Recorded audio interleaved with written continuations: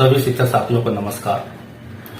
आज हम बात करेंगे राष्ट्रीय शिक्षा नीति 2020 अर्थात NAP 2020।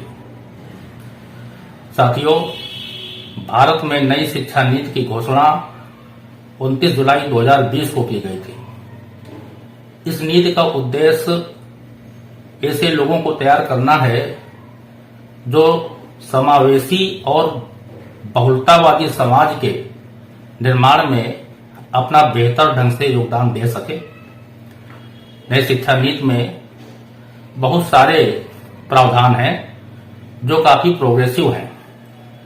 नई शिक्षा नीति में 2030 तक 100% बच्चों को स्कूली शिक्षा में नामांकन कराने का लक्ष्य रखा गया है। नई शिक्षा नीति स्वतंत्र भारत के तीसरी शिक्षा नीति है जिसमें बुनियादी तौर पर बदलाव किए गए हैं। नई शिक्षा नीति में रट्टा विद्या को समाप्त करने की कोशिश की गई है। रटने के स्थान पर समझ आधारित अवधारणा को जोर दिया गया है। नई शिक्षा नीति में रचनात्मक और तार्किक सोच को प्रोत्साहन दिया गया है।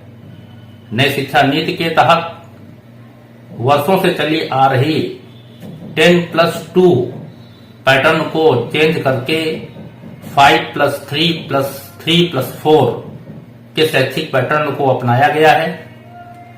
नई शिक्षा नीति में 2025-26 तक प्राथमिक विद्यालयों में कक्षा 3 तक के सभी बच्चों के लिए बुनियादी साक्षरता एवं संख्यात्मक ज्ञान अर्थात संख्यात्मक कौशल को प्राप्त करने के लिए एक राष्ट्रीय मिशन की शुरुआत करने की अनुशंसा की गई है।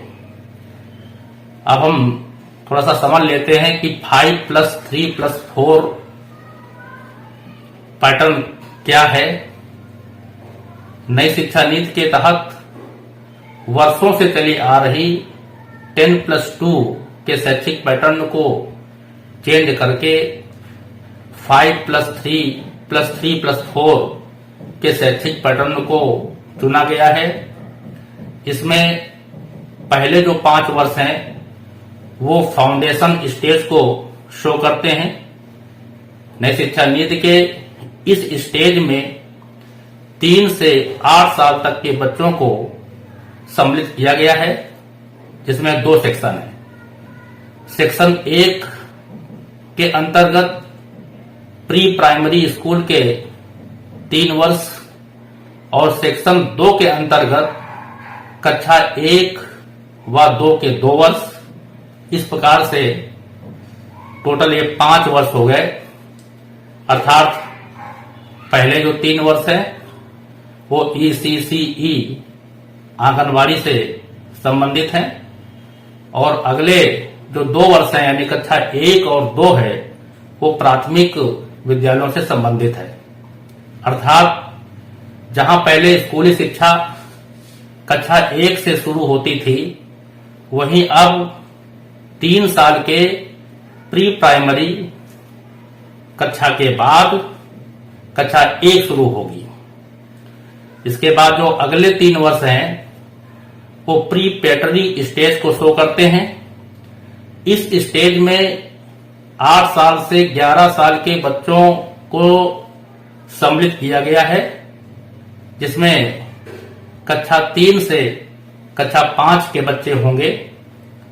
नई शिक्षा नीति के इस स्टेज में छात्रों का संख्यात्मक कौशल मजबूत करने पर विशेष ध्यान केंद्रित किया गया है। और एक बात और है जिसकी अनुशंसा की गई है कि इस स्टेज के बच्चों को क्षेत्रीय भाषा में उनको शिक्षा दी जाए।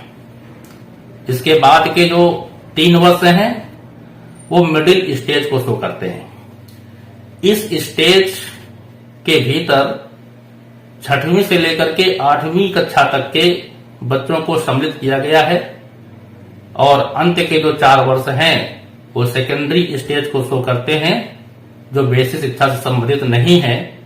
इस स्टेज में कक्षा 9 से लेकर के कक्षा 12 तक के बच्चों को सम्मिलित किया गया है।